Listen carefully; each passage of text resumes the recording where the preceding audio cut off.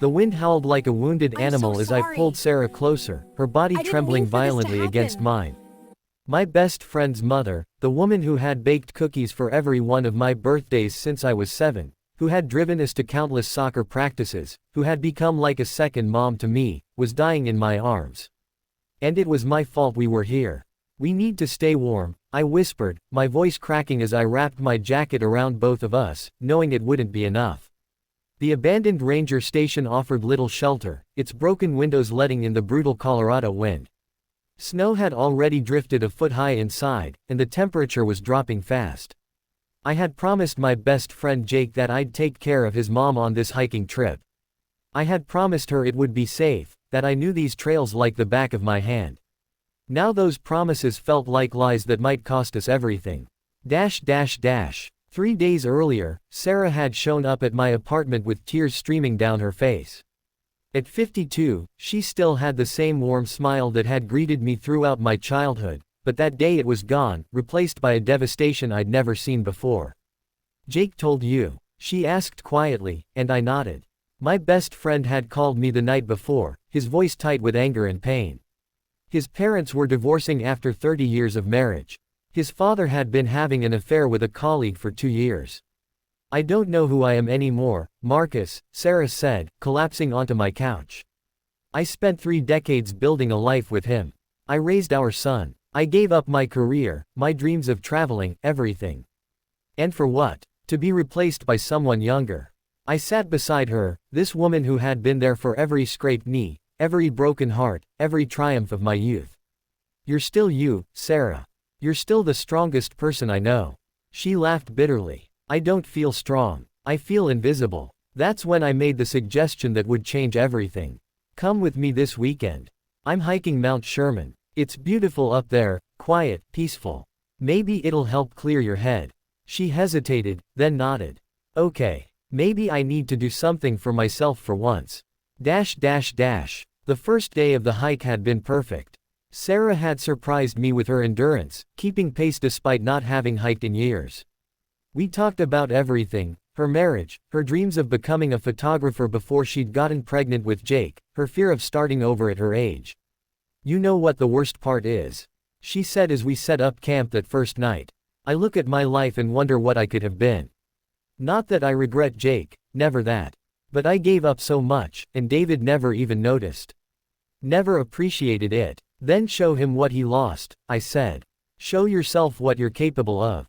Something shifted in her expression then, a spark of determination I recognized from Jake whenever he set his mind to something. The second day, the weather report changed. A storm was moving in faster than predicted, but we were experienced. "We'd be fine," I assured her. "We'd just pick up the pace and make it to the ranger station before it hit." I was wrong. The blizzard hit us like a freight train when we were still 2 miles from the main trail. Visibility dropped to 0 within minutes. I grabbed Sarah's hand, shouting over the wind that we needed to find shelter immediately. The abandoned ranger station I'd noticed on the map was our only option, a dilapidated building that hadn't been used in decades. By the time we stumbled inside, Sarah's lips were blue and she couldn't stop shaking. The station was barely better than being outside, no heat, broken windows, holes in the roof. But it was something. I tried my phone. No signal. Our emergency beacon wasn't working, the cold had killed the battery despite my attempts to keep it warm. We were on our own. "I'm so cold, Marcus," Sarah whispered, her voice slurring slightly. I recognized the signs of hypothermia from my wilderness training. That's when I said it. "We need to stay warm." I pulled out our emergency blankets, started a small fire with the remaining dry wood I found in a corner, and did what I'd learned in my wilderness first aid course. I wrapped us together, sharing body heat, knowing it was our best chance of survival until the storm passed. As night fell and the temperature plummeted further, Sarah drifted in and out of consciousness. In her lucid moments, she talked, really talked, for the first time in years, she later told me. "I'm scared, Marcus. Not of dying, well, yes, of that, but of having wasted my life. Of never having been brave enough to be myself. You raised an incredible son," I reminded her, feeding small sticks to our dying fire. "You've touched so many lives. Mine included. But did I touch my own?" She asked. Did I ever ask what Sarah wanted? Not what David needed or what Jake needed, but what I needed. The longest hours of my life passed in that frozen station. I told Sarah stories to keep her awake, memories of her kindness, moments when she'd made a difference. I reminded her of the time she'd defended me against a bully's parents in middle school, standing up to them with a ferocity that had left them speechless. I told her about the college application essay I'd written about her strength and grace, how she'd been my example of quiet heroism.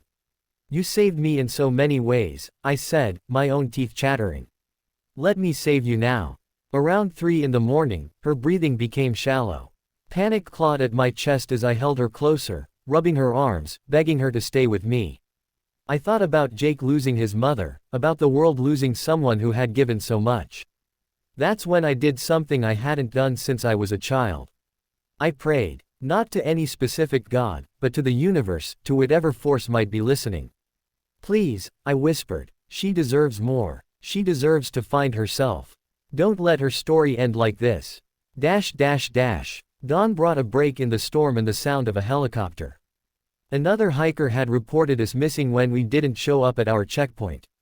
The rescue team found us huddled together, barely conscious but alive. In the hospital, wrapped in warm blankets with Jake holding her hand and crying tears of relief, Sarah looked at me with clear eyes.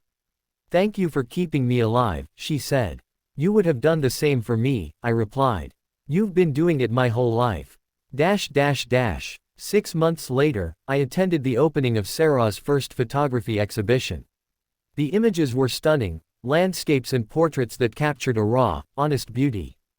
Jake stood beside me, staring at his mother with newfound admiration. She's different now, he said. Stronger, happier. Sarah approached us, radiant in a way I'd never seen. That night on the mountain, she said quietly, when I thought I might die, I realized I'd been living a half-life. You told me to show the world what I'm capable of. So here it is. She gestured to her photographs, each one a testament to a woman reclaiming herself. We needed to stay warm, I said, echoing my words from that frozen night. She smiled, understanding the deeper meaning. And we did. We kept each other alive in more ways than one. Looking at her work, at the life she was building, I understood that sometimes survival isn't just about making it through the cold. It's about finding the warmth within ourselves that we'd forgotten existed. Sarah had gone into that mountain feeling invisible and worthless. She'd come out knowing her own strength. The woman who had spent 3 decades caring for everyone else had finally learned to care for herself.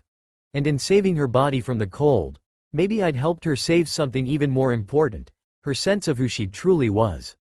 That night on the mountain, we both learned that it's never too late to start living.